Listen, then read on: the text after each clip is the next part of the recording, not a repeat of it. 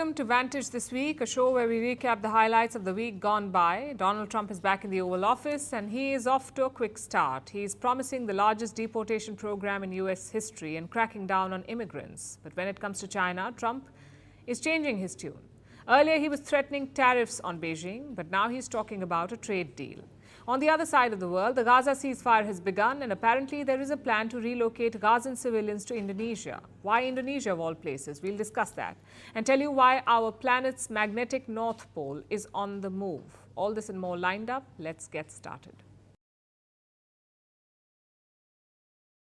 It invokes various executive powers relating to the ongoing invasion at the southern border.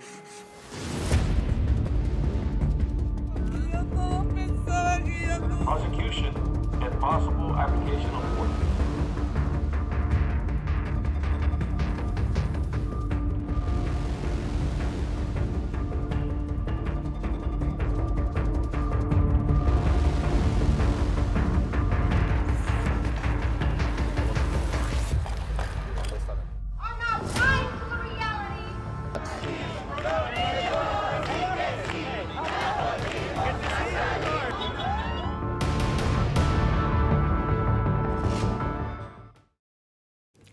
The largest deportation program in U.S. history. That's what Donald Trump has promised. And he's off to a quick start. The first week has given us a glimpse of what to expect. Lightning raids, mass arrests and quick deportations. But there are some challenges looming.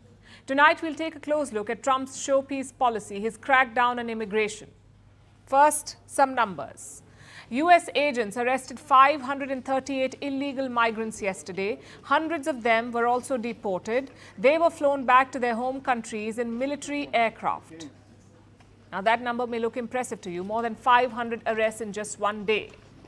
Yet, it's just a drop in the ocean. Because the U.S. is home to more than 11 million illegal migrants. 11 million. At this rate, more than 500 per day, it would take 22,000 days to arrest all of them, which is around 60 years. And Donald Trump knows this. That's why his immigration policy is multi-pronged. He's attacking this problem from three different sides. The first is obviously deportations. Finding, arresting and sending back illegal migrants. But as we mentioned, this is costly and time-consuming, plus you can run into trouble. Look at what happened in Newark, which is a city in New Jersey.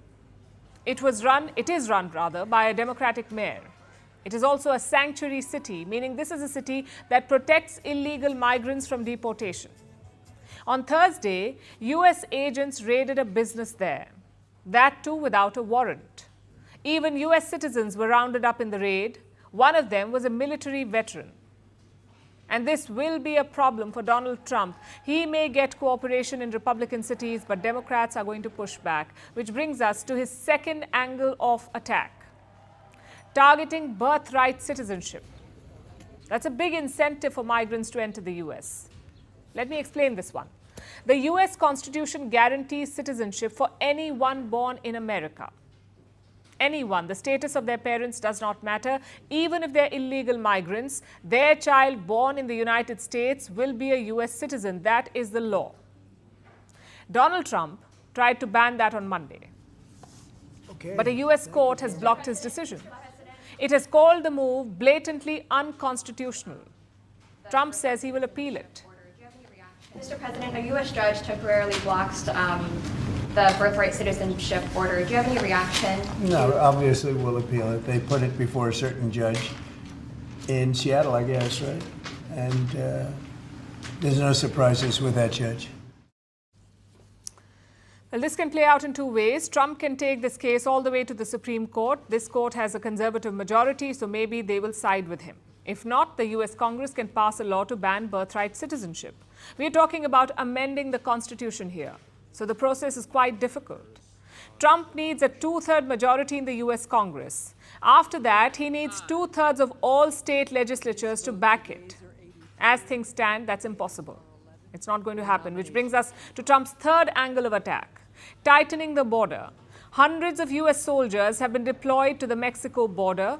More barriers are also being constructed. The idea is to plug any holes to ensure that illegal migrants do not cross over. Trump has also tweaked the asylum policy. Under Joe Biden, it was catch and release. A migrant could stay in the United States while awaiting court hearings. They were not put in immigration centers. But under Donald Trump, the policy is remain in Mexico. The migrants can still apply for asylum, but they must stay in Mexico during the proceedings. And this policy has some critics. They say families and kids are forced to live in unsafe conditions. Well, that sums up 5 days of Trump's immigration policy. He hit the ground running, but the system is slowing him down. The question is he on the right track? Well, first of all, let's get one thing straight. Every country needs a strong border. You cannot have migrants pouring in without any checks. There is also a limit to how many migrants a country can take. After all, it's their sovereign decision. So Donald Trump is right about the first part. The US border and the US immigration system is broken. Now we come to the second part. How should it be fixed? Trump is shutting off legal avenues to seek asylum. He's making it long and difficult to enter the US legally. So what do migrants do? They will try to cross over illegally, which sort of defeats what Trump is trying to do. There are huge smuggling and trafficking rings near the Mexico border, and they are expecting a bump in business now.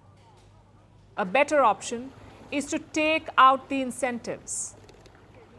Ask yourself, why do migrants take the risk? Why do they chase US residency? Because there are no jobs in their home countries, because there is no safety or future for them. Trump is not helping that by threatening tariffs on Mexico or Central America.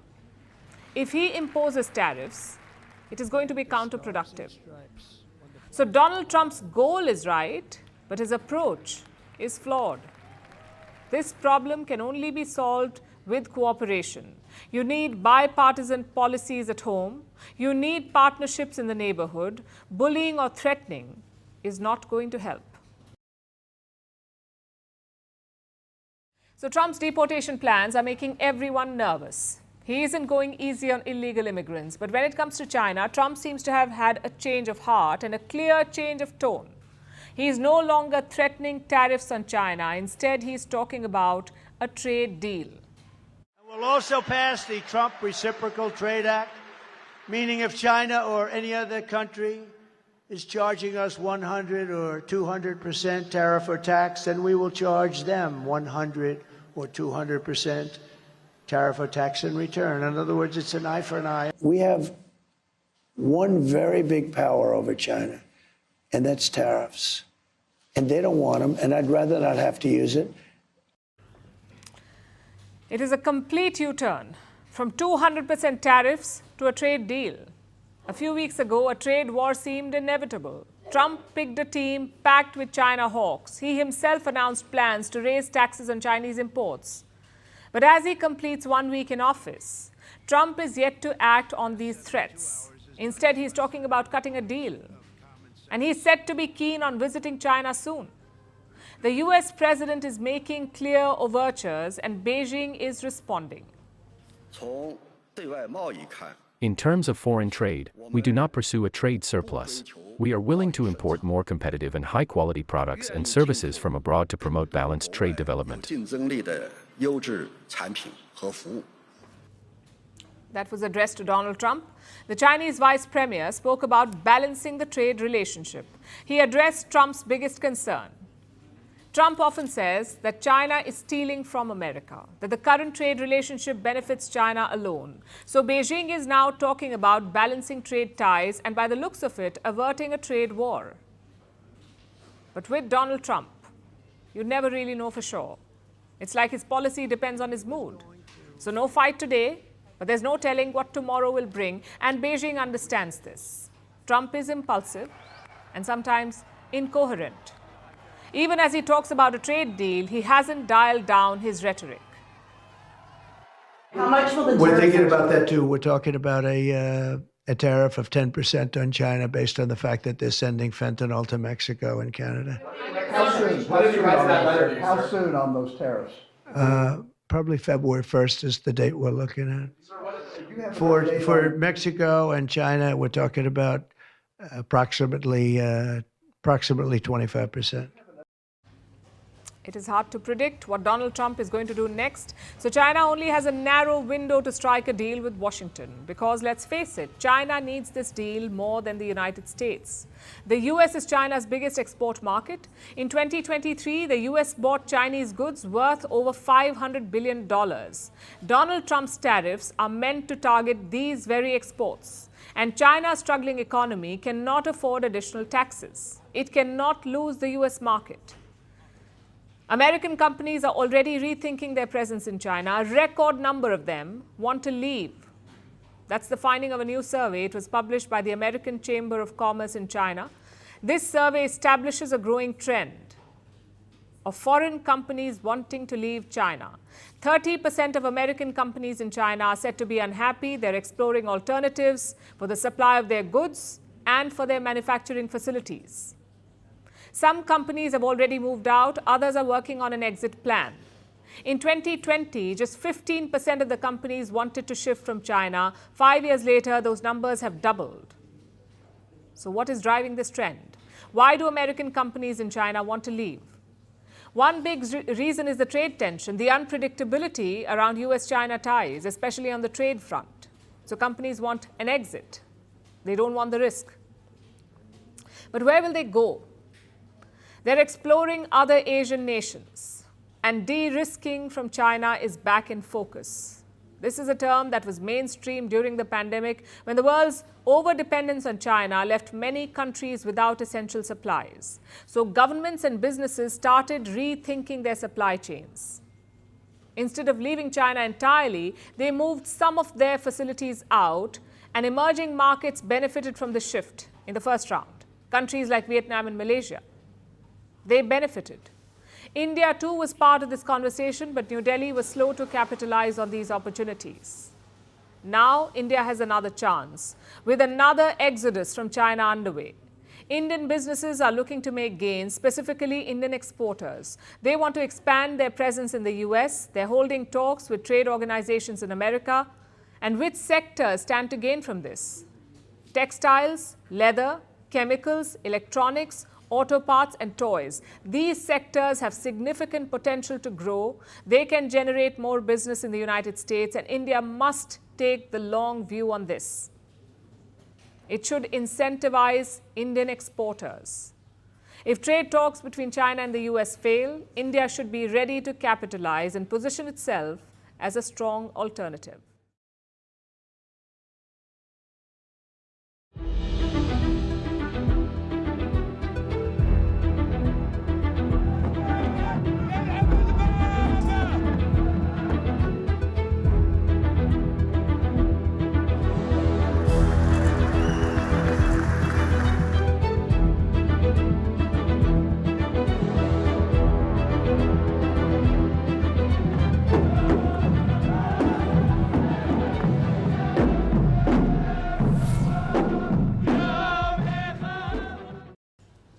Trump diplomacy is truly underway. Donald Trump is ripping up tradition. He's charting his own path. His team held their first bilateral meeting with India, which is a clear break from tradition. And President Trump made his first phone call to Saudi Arabia. He spoke to Crown Prince MBS, Mohammed bin Salman, the de facto ruler of Saudi Arabia. He's the one that Trump called first after taking charge as president. And this too is a break from tradition. Also a clear signal of Donald Trump's priorities as president. Interestingly, the White House has not reported this call, but the Saudi state media have. They say MBS promised a massive package for the US, an investment package worth around $600 billion. Let me put that in context. Saudi Arabia's GDP is $1.1 trillion, and they are investing 54% of that in the US. This will be done over the next 4 years. Chances are this is a quid pro quo, a return of favor. Remember, in his first term, Donald Trump broke tradition to visit Riyadh. Normally, US presidents visit allies or neighbors in their first trip. Bill Clinton, for instance, visited Canada. George Bush visited Mexico. Barack Obama also traveled to Canada, and Joe Biden visited the UK. But Donald Trump went to Saudi Arabia. That was in the first term. Now he's back in office. So will he repeat that? Well, he has dropped a hint. He will go to Riyadh first, but on one condition, that Saudi Arabia announced investments in the US. That's his condition. Listen in. So first foreign trip typically has been with UK, but I did it with Saudi Arabia last time because they agreed to buy $450 billion worth of our product. I said, I'll do it. If Saudi Arabia wanted to buy another 450 or 500, we'll up it for all the inflation. Mr. President, you say you were going think to I'd end the probably go war. there. Well, you have to hand it to the Saudis. Trump asked for $500 billion on Monday, and by Wednesday, Riyadh announces a $600 billion package. So the ball is now in Donald Trump's court. Let's see if he visits Riyadh again. Though for the moment, let's also look at the big picture. What does this phone call mean for US-Saudi ties? And what is Donald Trump hoping to achieve? For the kingdom, this is a big victory. The Biden presidency was not good for them. It weakened their ties to Washington. Joe Biden had promised to turn MBS into a pariah. He also stopped selling weapons to Riyadh. Of course, the campaign did not last. Rising energy prices forced Joe Biden to make a U-turn. With Trump, there is no such issue. He loves MBS and the Saudi royals. Just think back to the Jamal Khashoggi episode. He was a Saudi dissident, killed in the Saudi embassy in Turkey, reportedly on the orders of the Saudi prince. When the case came to light, every Western nation isolated the kingdom, but Donald Trump did not. Even when he left office, their relationship grew. The Saudis bailed out Trump's son-in-law, Jared Kushner. They invested $2 billion in his firm to keep it afloat. The Trump Organization also has investments in Saudi Arabia. Last month, they announced a new tower in Riyadh, their second in the city. So this relationship is not just political. It is personal, financial, and very much transactional. Now, we can debate the ethics of it, but that is the reality. And MBS realized this very early on. In 2018, he was hosted by Trump at the White House. During a meeting, Trump pulled out a chart. It listed Saudi military purchases from the US. Trump rattled out the weapons and their price tag. Take a look. Some of the things that have been approved and are currently under construction and will be delivered to Saudi Arabia very soon, and that's for their protection. But if you look in terms of dollars, $3 billion, $533 million, $525 million, that's peanuts for you. So the equation is clear. MBS spends money in the United States, and in return, he gets political support from Washington. Which brings us to the second question that we're looking at. What is Trump's goal here? The biggest prize would be a deal with Israel. If Donald Trump can get Saudi Arabia to recognize Israel, it would be the deal of the century, Nobel Peace Prize stuff. But for that, MBS has some conditions, like ending the Gaza war, which Trump has already done, security guarantees, which Trump can give, and a Palestinian state, which only Netanyahu can give. A smaller prize could be a TikTok deal. A Saudi prince is apparently interested in buying it. His name is Al-Walid bin Talal. His firm already has a stake in Elon Musk's X. And now he's keen on TikTok.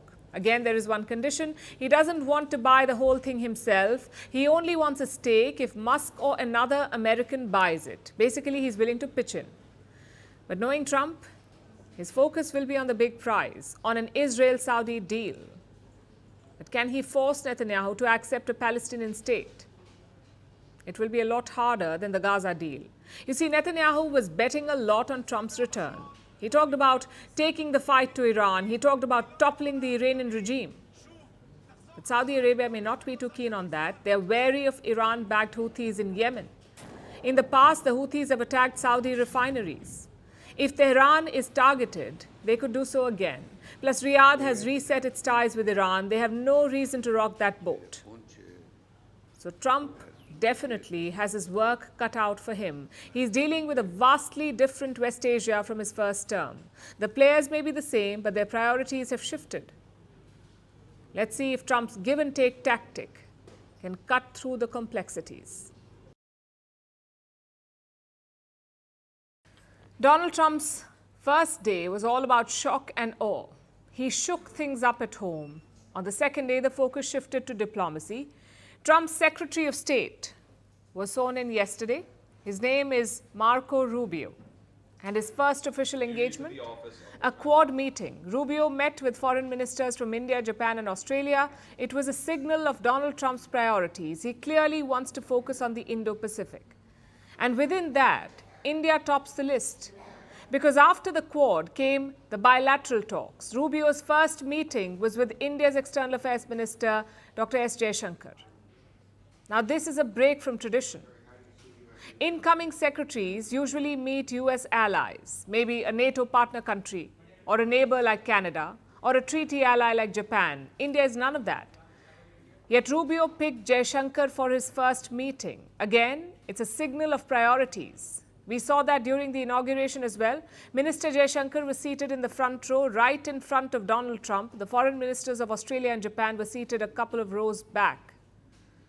But Jaishankar was at the front.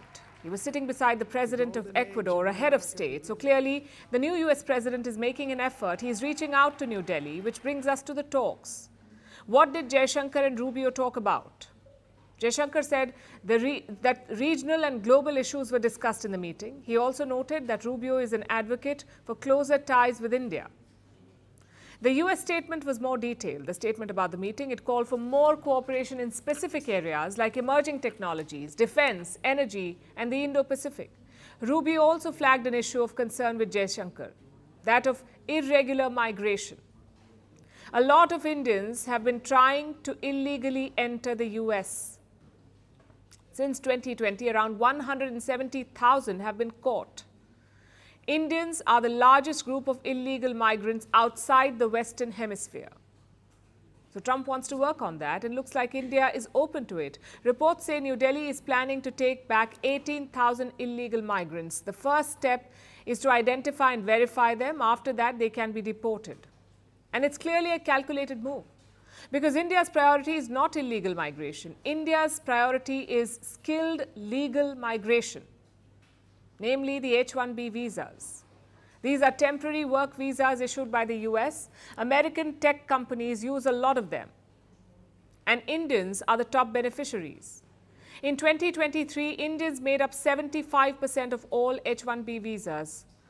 All visas that were issued by the US, 75% went to Indians. India wants to continue this practice and, if possible, maybe even expand it. But the Trump camp is split. His hardcore MAGA supporters do not like the H-1B visa. They say it replaces American workers, which is another way of saying that they are racist. But Trump himself seems open to it. He has repeatedly supported the H-1B visas. He says America needs skilled foreign workers. And yesterday, he reiterated that position.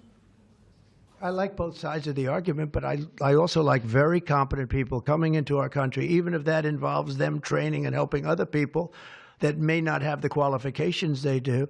And HB1, I know the program very well. I use the program. Maitre d's, wine, experts, even waiters, high-quality waiters. You got to get the best people. Now, then you go into people like Larry, and he needs engineers, and Masa needs, and this gentleman needs engineers like nobody's ever needed engineers, right? So we have to have the quality people coming in. He says, why just engineers? Bring in skilled waiters and wine experts too. Either way, the broader point is clear. Trump likes H-1B visas. But the problem does not end here. Trump has cancelled birthright citizenship in the US, meaning children born in the US will not automatically become US citizens. And this could affect visa holders. Say there's an Indian couple working in the United States. They're not American citizens, but they're waiting for their green cards. If they have a child in the US, that child won't be a US citizen. You can see why it's a problem. Right now, more than 1 million Indians are in line for green cards. Their children may be denied citizenship. Thankfully, this move has been challenged in court. 22 US states have filed a lawsuit. They want Trump's decision to be overturned. And there's a fair chance it will be. The good news is Trump is not shutting off his partners. He is engaging with them, and he clearly prioritizes his ties with India. The key is to work on the few irritants. Illegal migration, for example, is a low-stakes issue for India, but it plays well for Donald Trump at home. So New Delhi has made a wise choice by helping out. But other issues will be more challenging, like de-dollarization. Trump has warned countries against ditching the US dollar. He specifically threatened the BRICS nations. That too with 100% tariffs. Another issue is China. India is looking to reset relations with Beijing. It is also seeking Chinese investment, but Donald Trump may not like that. In fact, Secretary of State Marco Rubio is a China hawk. And that is why he was picked in the first place, to be aggressive on China. All of this makes the next few years very important. Trump only understands the language of give and take, and India will also have to speak it.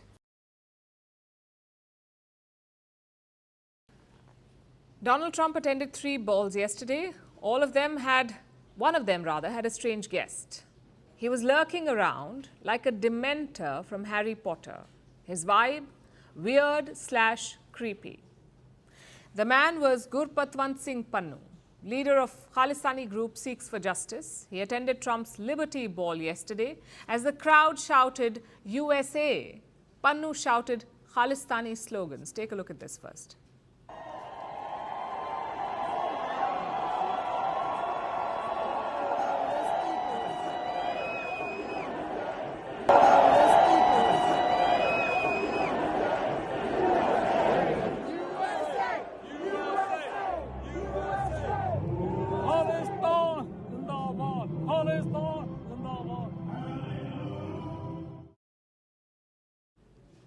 Like I said, creepy/weird. His vibe was more Jeffrey Epstein than inauguration. But jokes aside, this is serious. Pannu is a designated terrorist in India. He leads a banned separatist organization and he wants to carve India up. So how did he end up at Trump's party? Pannu says he was invited. He claims to have been a special guest at Trump's inaugural ball. But chances are he is lying. You don't have to be invited to attend the ball. You can also get tickets. There are mainly 2 ways to do this. A, you can send a request to the presidential transition team. Or B, you can purchase tickets at the venue. Now, we don't know what Pannu did. But the fact is he was at Trump's party, merely meters away from the new US president. Until we get the full picture, it's hard to talk about the politics, about whether this was a message to India. But we can say this, the US has consistently dropped the ball on this one. They've ignored India's concerns on Khalistan, and that is why Pannu is a free man today. That is why he's attending inaugural balls in Washington. His strategy is pretty clear. Pannu wants to portray himself as close to Trump, as having political patronage in the US. And we saw an example of this in 2019 as well. In his first term, Trump hosted a special event on America's Independence Day. Gurpatwant Singh Pannu was there too. Take a look.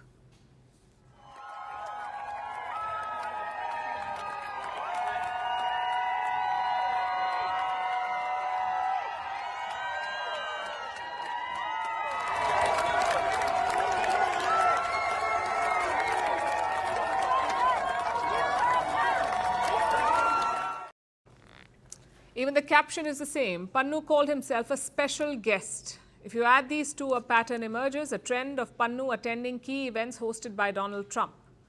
Is he buying these tickets, or is Trump's team helping him out? That's what India will want to know, because the answer has broader implications. It is true that India-US ties have grown in the last decade, but it's also true that recently things have unraveled a bit. The US has accused Indian officials of trying to kill Pannu. They also have an Indian suspect in custody. His name is Nikhil Gupta.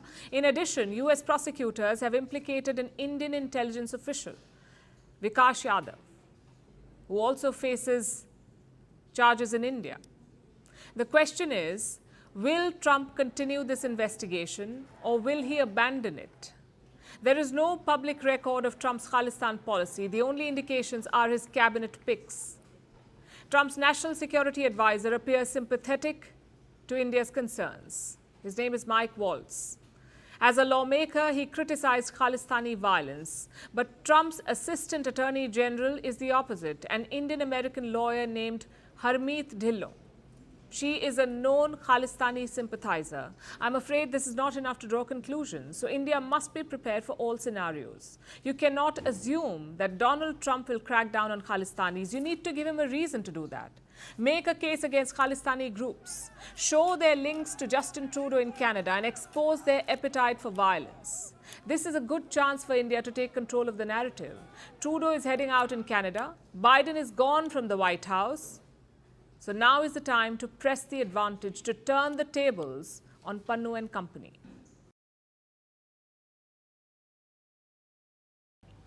Let's turn to South Asia now, where the Indian and Pakistani armies are clashing, this time in a war of words. Pakistan's military has released a statement. They have made a list of accusations against India's army of duplicity, of delusion, and of political pandering. Let me repeat that last one. Pakistan's army says the Indian army is too political. What gave them that idea? Was it the repeated military coups, or the election rigging, or the meetings with politicians, or the jailing of opposition leaders? Oh wait, that is the Pakistani army. Before we go further, let me give you some context. This Pakistani statement is a reaction to India. Last week, the Indian Army chief held his annual press conference. He talked about the security situation in Kashmir. And he blamed Pakistan for it. He called Pakistan the epicenter of terror. Listen in. As far as the J&K is concerned, that the violence level is not reducing. Here I would like to just say that the violence level is being orchestrated by the epicenter of terrorism, that is Pakistan. That statement triggered Pakistan. So the generals probably got together in Rawalpindi and they drafted a statement. I have a copy of the statement. This is what it says.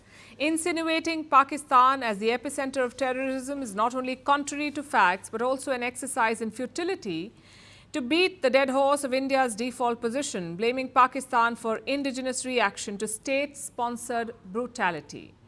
It is hoped that civility, professionalism and norms of state-to-state behavior would guide the conduct of Indian Army's leadership, rather than pandering to political exigencies. I'm surprised they draft statements in English anymore. I thought they switched to Mandarin. Or maybe it's the Trump effect. Either way, there are two main allegations here. One, that India is unleashing brutality in Kashmir, and two, that the Indian army is pandering to political exigencies.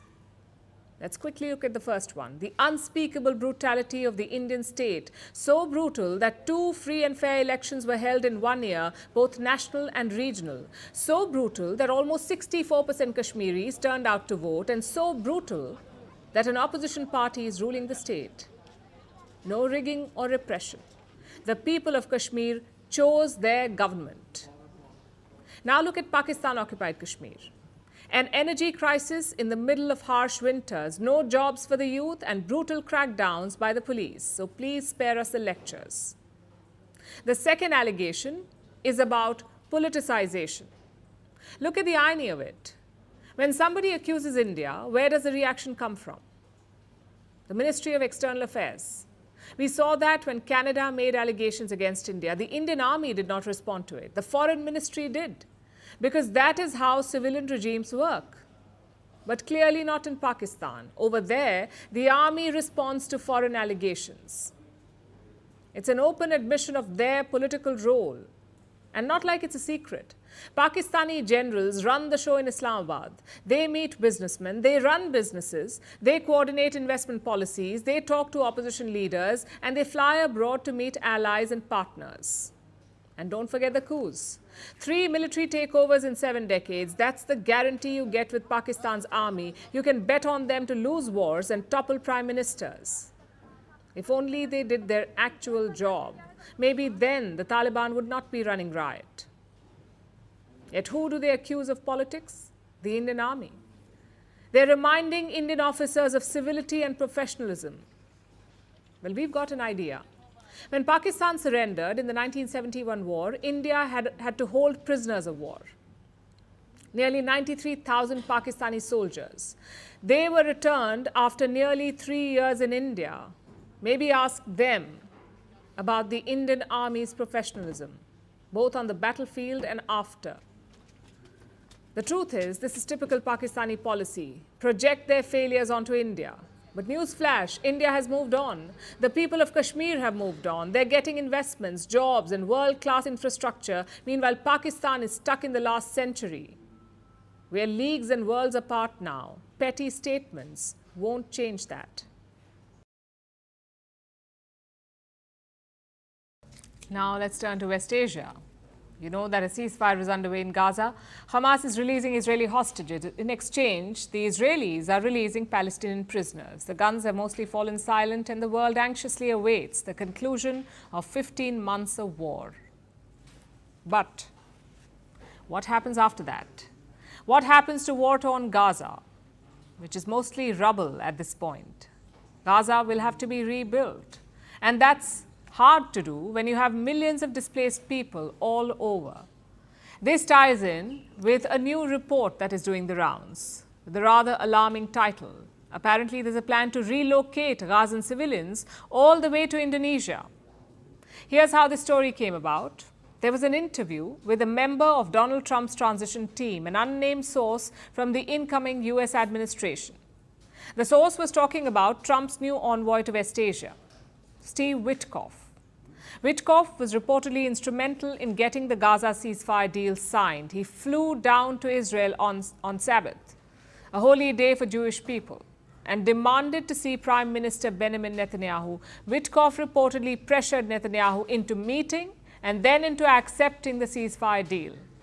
Trump's envoy is now looking at the next steps. The source, the unnamed transition official, said, and I quote, "If we don't help the Gazans, if we don't make their life better, if we don't give them a sense of hope, there is going to be a rebellion." This means Gaza needs to be rebuilt. Unless some normalcy returns, the Palestinians in Gaza will eventually revolt. That is the fear. Taking us right back to where we started. How does one clean up all the debris? How does one clear the rubble that is Gaza today? Especially when millions of Palestinians are out and about, rummaging through their former homes. It will be difficult, to say the least. And that is why Trump's envoy is thinking about relocating them, temporarily moving Gazans to a third country, while the Gaza Strip is cleaned up and rebuilt. Now, one of the third countries being considered is apparently Indonesia. Indonesia is the world's most populous Muslim nation. It has staunchly supported the Palestinian cause, and it has pledged to support Gaza's reconstruction. Indonesia has showed unwavering support to the Palestinians, but they did not really sign up to take in thousands of people. Reacting to the relocation reports, Indonesia says it has, and I'm quoting, never heard about this plan. They had no idea they were even being considered as a host country, and their surprise is understandable. I mean, look at the map. Indonesia is all the way in Southeast Asia. Gaza is in West Asia, thousands of kilometers away. It is hard to imagine flying tens of thousands of Gazans to Indonesia. Sure, Indonesia is the world's largest Muslim majority nation, but that does not mean they're equipped to handle Palestinian people. Where do they set up a base? And what do they do about the language barrier? It's all quite ridiculous if you think about it. If relocating is really being considered, somewhere in West Asia would make the most sense, another Arabic-speaking nation, with the resources to host Palestinian people. But that is a potential minefield, because West Asia has seen this play out time and again. The Arab countries surrounding Israel host millions of Palestinians already, people who were displaced during the Nakba in the late 1940s. And with every Arab-Israel war since, these older Palestinian refugees have not been allowed to return. That is why people in Gaza don't want to leave now, even temporarily, because they fear they will never be allowed back. Relocation will be a hard sell, whether to a neighboring Arab nation or all the way to Indonesia. So Trump's envoy might have to reconsider his plan and find a different way to help rebuild Gaza. Our next story is about the 2024 Paris Olympics. The Olympics are the pinnacle of athletic excellence. They bring together the world's best. So you would think the athletes deserve the best as well, especially the winners. They deserve the finest laurels and glorious medals, medals that will last forever. Sadly for the Paris Olympians, their medals do not fit the bill. They are already crumbling. More than 100 athletes have asked for replacements for their rust-covered, disintegrating medals. So who's to blame for the poor quality of the awards? Well, fingers are being pointed at one of the biggest luxury companies in the world, the medals designer, Louis Vuitton's parent company, LVMH. Here's our report. You may have heard of LVMH, the French luxury goods giant. The letters stand for Louis Vuitton, Moet Hennessy, leading luxury brands in their own right. Then you have Tiffany, Bulgari, Christian Dior, and dozens of others. All these brands come under the LVMH umbrella. The group was synonymous with high-end luxury and exceptional quality. We say was synonymous because a recent mishap has dented that reputation and made LVMH a laughingstock, at least in its native France. The mishap in question is pretty glaring. It involves the ultimate symbol of world-beating glory, the medals from last year's Paris Olympics. These are the medals in question. Very chic, very suave. LVMH was quite excited about these medals and quick to highlight its role in their design. This is a page on the LVMH website where they unveiled the medals. LVMH took the credit for unveiling them. Not the International Olympic Committee, not French President Emmanuel Macron, LVMH. The brand sought to integrate itself with the Olympics. It was the largest corporate sponsor. LVMH branding was everywhere, and this extended to the medals. A jewelry brand under LVMH designed the medals. It was the first time a jeweler was given the honor, apparently. And they were quite proud of it. The medals had scraps from the Eiffel Tower, from the renovation work. The Eiffel Tower piece and the medal's ray design symbolize something very artistic.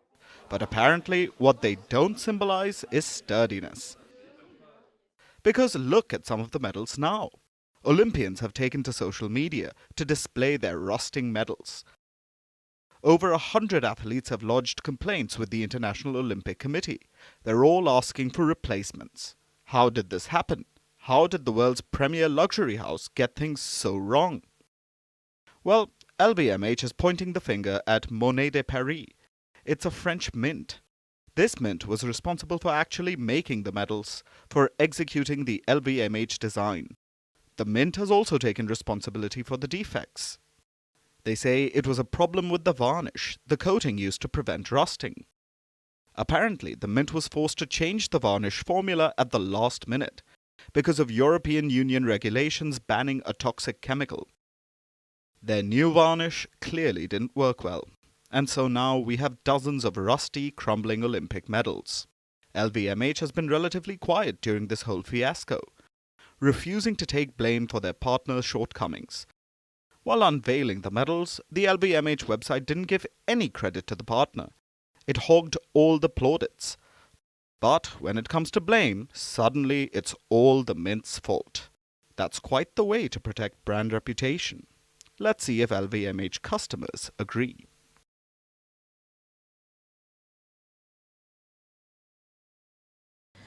Before we begin our next story, I have a question for you. What do these things have in common? Major airlines, NATO ships, and your car. They all use a GPS, a global positioning system. This is a navigation system and it tells us where the magnetic North Pole is. But now, our system needs a major upgrade. Scientists have changed their tracker because this North Pole is not where it used to be. It is on the move. And it is moving with dramatic speed.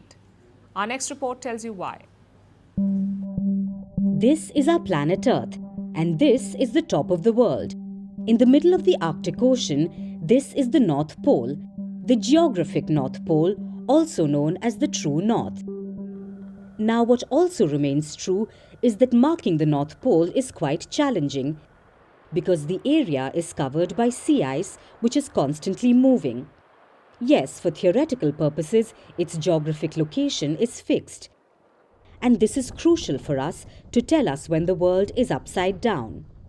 But funnily, the true north is kind of like the Pythagoras theorem. We don't use it much in day-to-day life. What we do use is the magnetic North Pole. We use it for navigation. It's on our GPS, and it's different from the true north. You may remember this from primary school. The Earth's core has molten metals. They are constantly churning like a moving ball filled with water. And when the metals churn, they create a magnetic field which protects us from the sun's radiation. This is what the magnetic field looks like, and these lines converge at the top and bottom of our planet. The topmost point is the magnetic North Pole. Now, unlike the true north or our geographic north, you can't trust the magnetic north to stay in one place. And you can blame the molten metals. They keep sloshing continuously. So the magnetic lines are never static. They're always jiggling. So the northernmost point is always on the move. This pole was first discovered in the 1800s. Back then, the pole was situated in the Canadian Arctic. Then it drifted away and moved towards Russia. This was a very slow process, but now the pole is closer to Siberia than to Canada. And this recent shift has happened at a much quicker pace. The North Pole's move has accelerated, and it's shocking scientists. No one knows why this pole is dramatically speeding up, but they aren't too worried. Though what bothers them is the accuracy of tracking this move. So now scientists have released a new model. It's a new tracker for the position of the magnetic North Pole. Why? To preserve the accuracy of the GPS.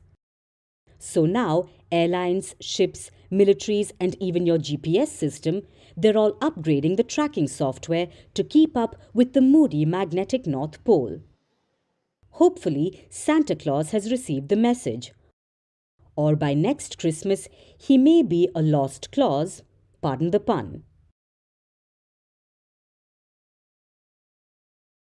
It's been a big month for Pakistan's space program. Yes, it actually exists. They have a space program. They launched their own indigenous satellite last week, the EO-1. It was launched from a Chinese facility in the Gobi Desert. Prime Minister Shehbaz Sharif was all praise. He called it a leap towards progress. But internet users don't seem to care about that. They're focused on its shape. Pakistan's satellite resembles a water tank, the one you see over houses and apartments. And cue the jokes. It was merciless trolling for what was actually a big moment for them.